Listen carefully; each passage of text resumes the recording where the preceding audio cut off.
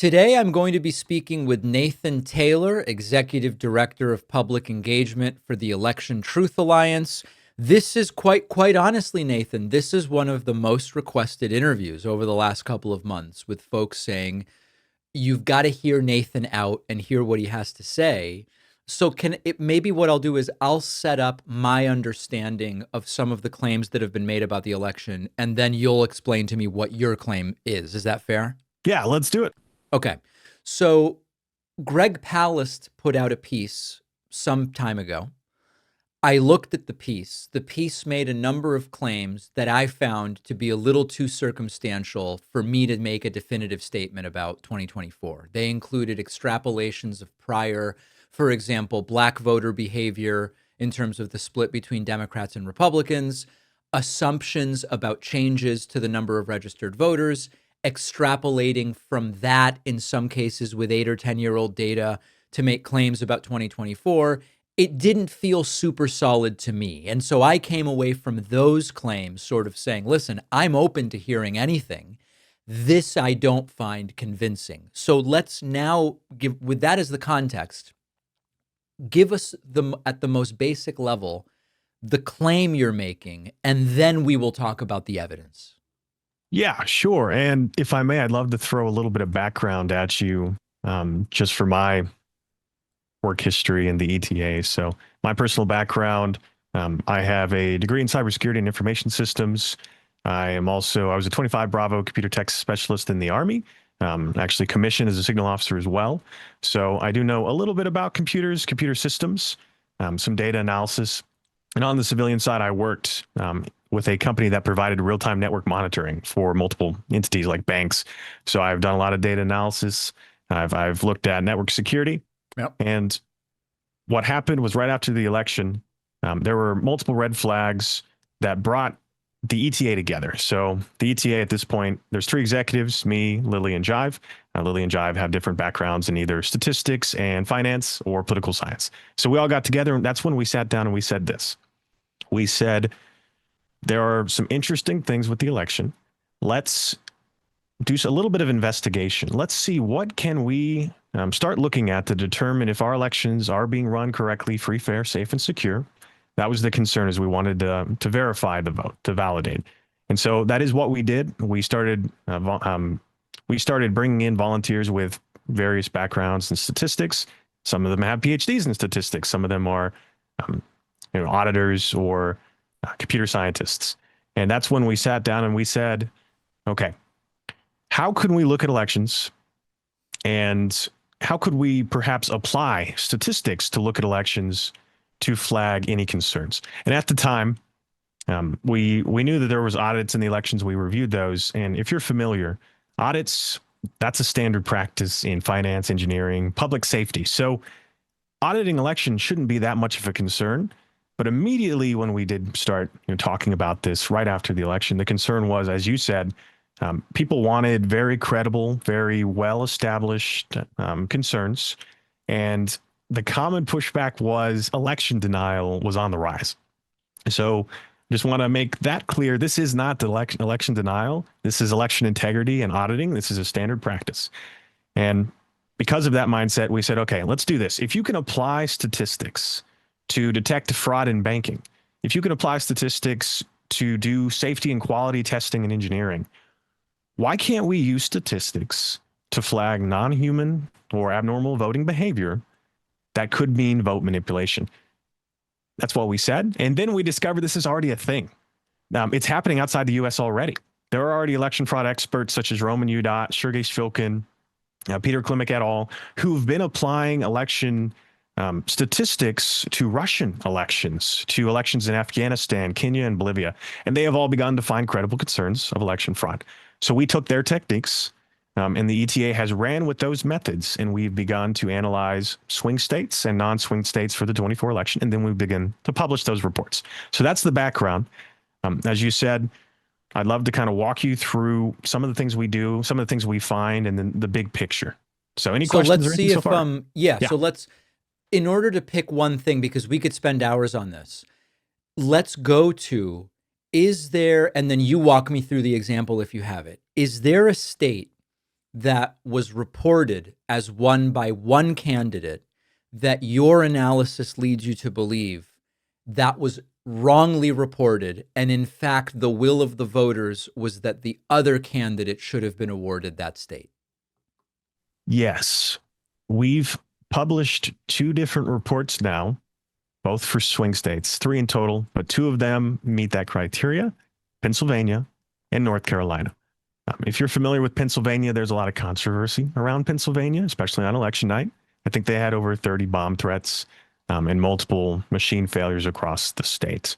So what we've done for Pennsylvania, and the report is on our website right now, electiontruthealliance.org, and we've analyzed the entire state of Pennsylvania, every county in the state. We've also analyzed three main, very strong Democratic counties and put those up in the report. So what our statistics is finding and what our statistics does. So, for example, we like to use the work of Dr. Walter Mebane and Peter Klimek as examples. So I do have a visual for you. Now's probably a great time to reference it. So what we've done on the first slide for these visuals, this is a heat map. And as I said, this is an example of how we do statistical analysis of elections. This is a method developed by Peter Klimek et al. So this is a group of election fraud experts and statisticians. And they've said, let's look at Russian elections. Let's look at Ugandan elections. And they put out a paper. And on the right side of the screen, we reference their statistical analysis of those elections. So we see Russia in 2011, Russia in 2012.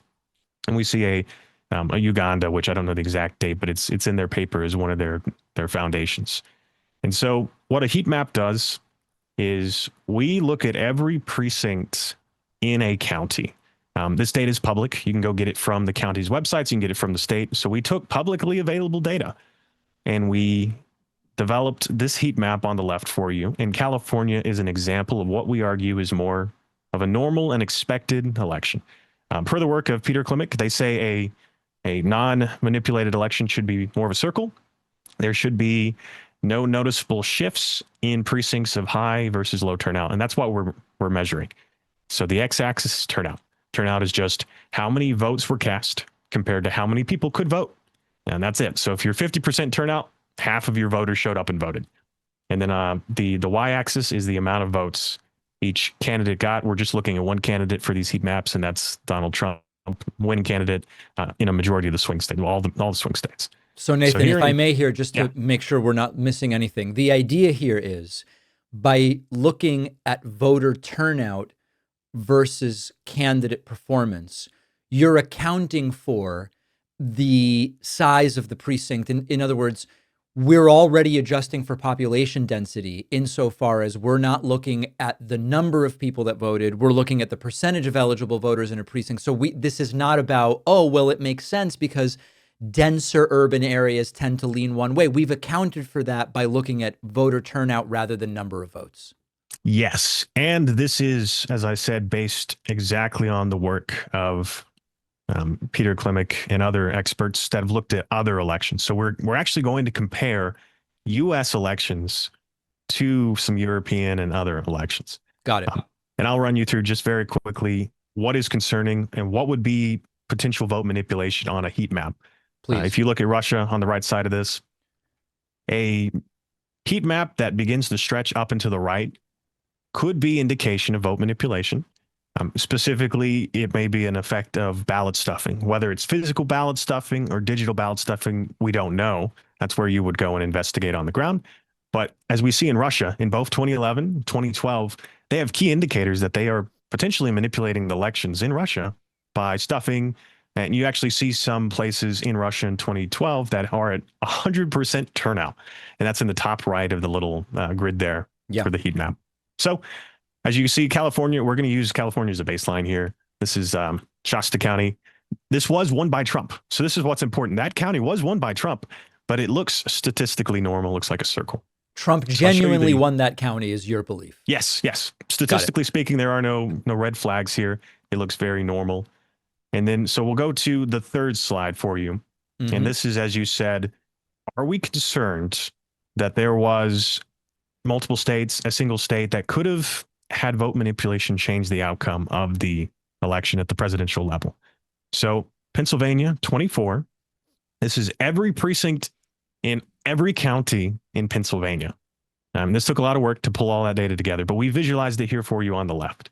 And immediately we see a serious concern that instead of what we would expect in a free and fair election, which is a more circular distribution, we see a strong shift where in places of higher turnout, in precincts of higher turnout, independent of county. So we're looking at Philadelphia, we're looking at Allegheny County, we're looking at Erie County. These are some of the more blue counties in the state. Yep. Even in those counties, in precincts over 60% turnout, the Republican candidate for president begins to win in those precincts. They begin to get more votes consistently.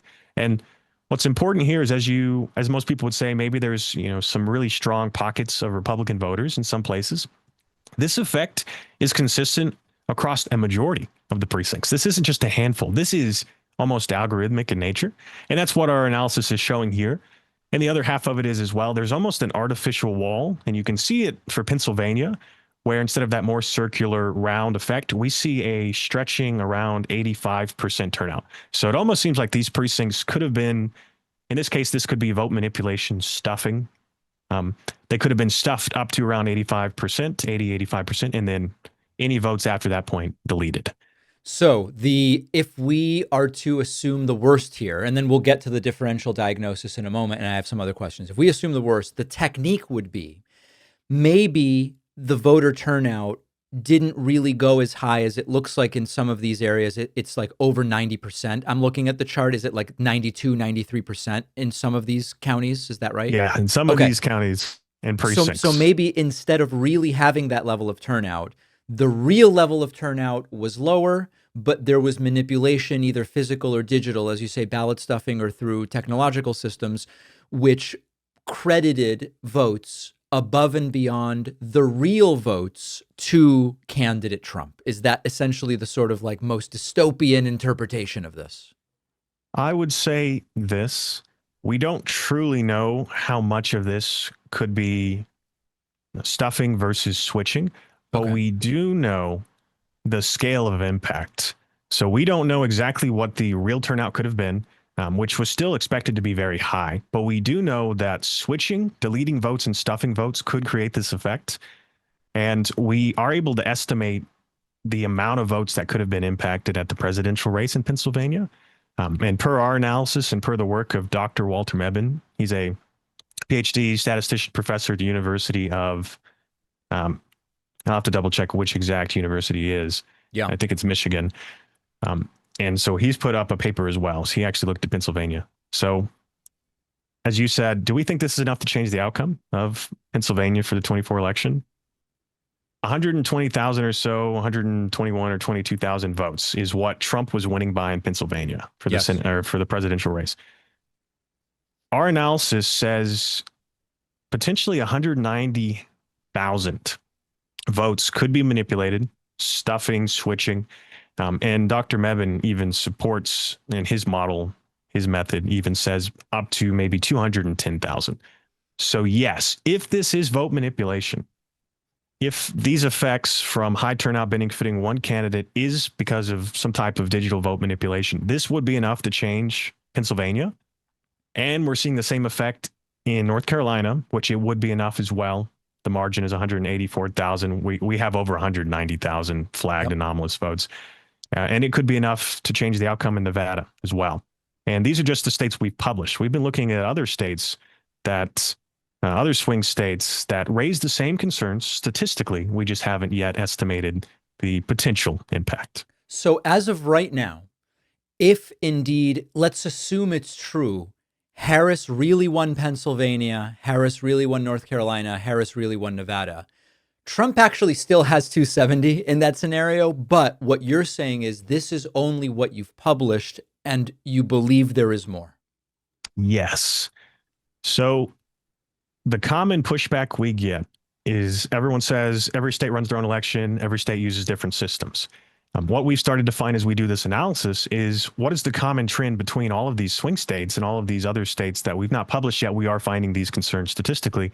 And it's very simple and very concerning. This is where my background with cybersecurity starts to jump in, is we did find that at least 70% of the US uses the top two voting systems. And these include the tabulation machines. And so this is a fact I want you to understand. If you are able to compromise these systems, these tabulation systems, in 2024, nearly 100% of votes were counted by tabulation machines at some step in the process, even the hand-marked paper ballots. And so that's very important, is because we're seeing in these swing states, they're all using these same systems. And we're starting to find in states that aren't swing states that do use these systems, the same effects. And as of this moment, that leans more towards the technological manipulation rather than the physical ballot stuffing, right? I mean, because the physical ballot stuffing would not be as relevantly mediated by the same tabulators. The tabulators seem to point more to the technological manipulation. Yes, the consistency, how aggressive and consistent this is across multiple precincts and counties, points to it being a system instead of people going and doing things, because it's too algorithmic. We've begun to now analyze, is there a consistent pattern? Is there an algorithm? Is there, a formula? And we're able to start seeing that there may be a formula in how these votes are being shifted around. And that'll be coming out as we go forward. Yeah, go ahead. One of the questions I know my audience will have is, does the scenario Nathan is drawing up require individuals at either every county precinct, et cetera?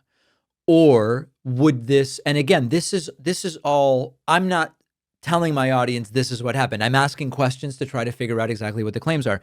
Would this be something that theoretically could be pre-installed in some of these machines, such that the machines already know what to do, and it doesn't require someone in Pennsylvania, in Philadelphia, precinct 39 is pressing a button?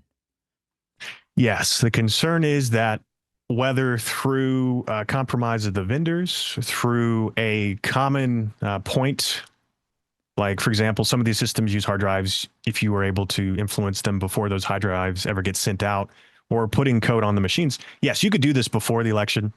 Cybersecurity-wise, an example of this is just malware that would have a timed window to execute. It wouldn't be manipulating votes or changing things before the election or after the election, just during that window.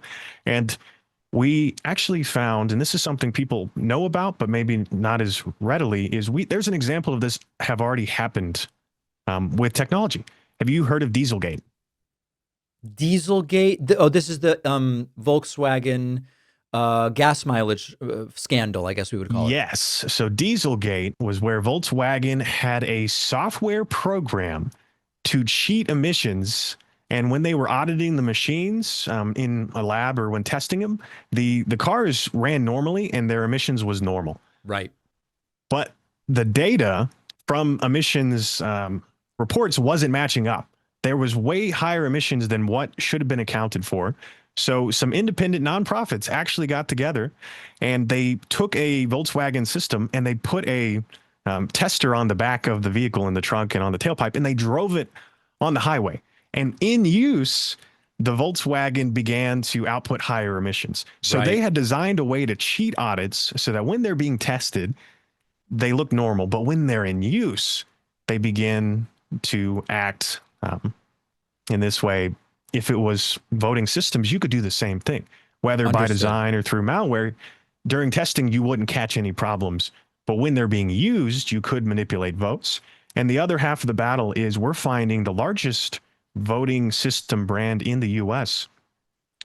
They do seem to have cellular modems in their tabulators that counties are using to send early reports to the counties from the precincts.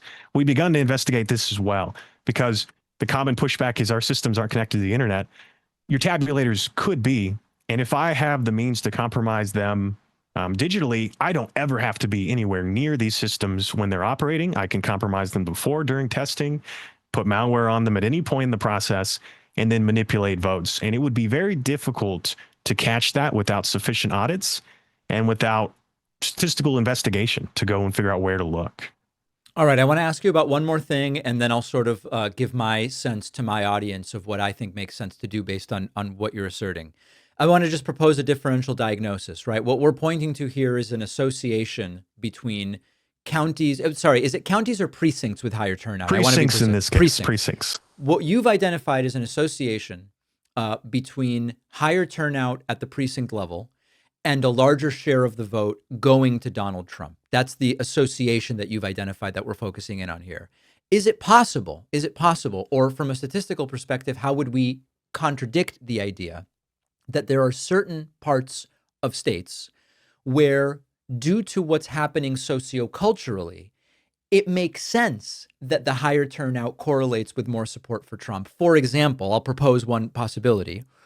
In some areas, just based on activism and who's there, new voters said, let's get together and vote Trump. It was specifically a Trump supporting effort. And so that explains why you've got an anomalous larger turnout share, but it is because of some state level activism or precinct level activism that it was mostly Trump supporters that said, hey, we're going to turn out more than we did in previous times. Is that a plausible differential diagnosis here? That is a good concern, but two things is the first, we're seeing this effect even in places where the population wouldn't match the results.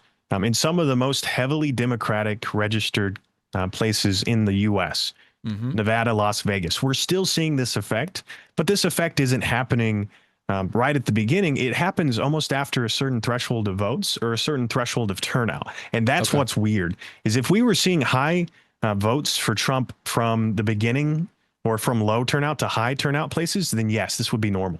But it almost seems to begin to happen after a threshold. And here's what's interesting. There's the last little piece. We haven't revealed this yet. So this is the first time anyone's ever going to see this. We asked the question, which is, if the concerns we're finding is a compromise of the systems, what if we look at the places that did hand count some of their precincts and some of their counties in the 24 election? And that is the second slide we have for you. And this is very simple. This is 24. This is in Minnesota. So St. Louis County, they hand count a few of their precincts, and they do have almost like a split where some of the like half the county will do machine and half the county will do hand counting. And in this case, we compared the two. This is the same county, and this is 24. And we found that in the precincts that hand counted their results, Trump won this county overall, by the way, in this sense. He got more votes. I think he got a little closer to 55% of the votes in this county. We found that in precincts that hand counted their results, Trump was receiving, on average, around 40% of the vote. In precincts that they machine counted, using these tabulation systems that we're flagging as a concern, Trump got 7% more of the vote consistently across all of those precincts. That put him above the 50% margin. And statistically speaking, this does not look like a free and fair result. It actually exhibits effects of potential switching of votes for the machine. Now, again, differential diagnosis, playing devil's advocate. Yeah. Is it possible that there are reasons that correlate with Trump voting, why Trump voting precincts would be more likely to machine count than hand count, right? Because we've got to back that out in order to be able to make the claim. Yeah, that's a good point. That's something you would be able to identify as you dive a little bit deeper into historical representations, which we will be releasing as we go forward, as we actually have the same data, multiple elections going in the past. And we asked the question then of, when did these places actually start using voting systems? And we'll be publishing that as we go forward. But no, these are good concerns. I will highlight one other thing then, which is less about the data, but more about the intent. So as we said, if you were to pull this off, right, it would take access to these systems or compromises of these systems.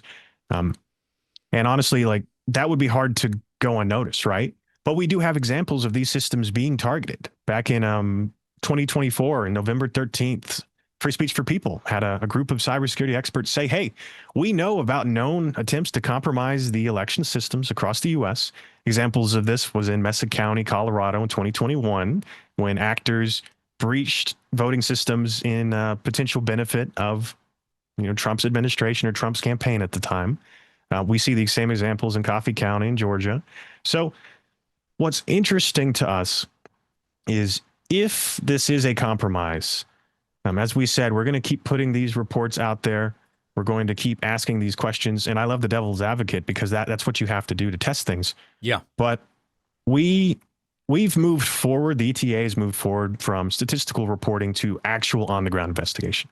So that is the other half of what we do now is we will continue to put out these statistical analysis, but we ask the question, if this is vote manipulation, let's go to these places and let's work with the people on the ground and let's see if we can find evidence that this is a real concern. And we are moving forward with 2 cases, litigation, where we have found sufficient concerns of vote manipulation. We've not published these yet. We were hoping to file our first lawsuit this month. We've actually hit the opposite of what you'd expect, which is we have so much that we're struggling to cut out the things that we think are less effective and put in. And I can maybe tell you just a few examples of what we are finding. Well, what I would rather do is just there were a couple of things I wanted to ask about. And Yes. then I think maybe that might be best left for a second interview. But so my audience knows right now, you've talked about Pennsylvania, North Carolina, and Nevada in this interview as published stuff. That would still give Trump 271. Is it your belief right now as you speak to me, based on everything you have published and not yet published, that Donald Trump did not genuinely win the 2024 election? As of right now, every set of data and additional evidence that we have found points to a serious concern that our election system could be compromised. It could have changed the outcome of not only the presidential election of the 24, but it could have also impacted state, Senate, and House positions that would go on to impact Congress. Okay, so here's what I'm going to say to my audience and encourage them to do, which is what I'm going to do. Nathan has laid out this case. He's provided some visuals. The first thing I would do is now I'm going to go and first try to verify that the data Nathan's working with is accurate. That's the first thing, is the input data accurate? I'm then going to evaluate his conclusions, delve more deeply into differential diagnoses, and that's the process I will start to use to make a decision. And then what I would love to do, Nathan, is after you have more to reveal, and after I've had a chance to do that, we could have you back and have another conversation. Yeah, that would be great. Our data is actually our methods, and our data is public at data.electiontruthalliance.org. We built a dashboard, digital dashboard, so you can actually go download the data for yourself, compare it to the county and state reports, and then you could do your own method or analysis, or apply our method analysis yourself on the dashboard. All right, we've been speaking with Nathan Taylor, Executive Director of Public Engagement for the Election Truth Alliance. Nathan, I appreciate you being here. Of course, this is opening up a very serious potential can of worms, which we're going to investigate. I look forward to speaking to you again. Yeah, thank you so much for having me, and I have a lot more to share.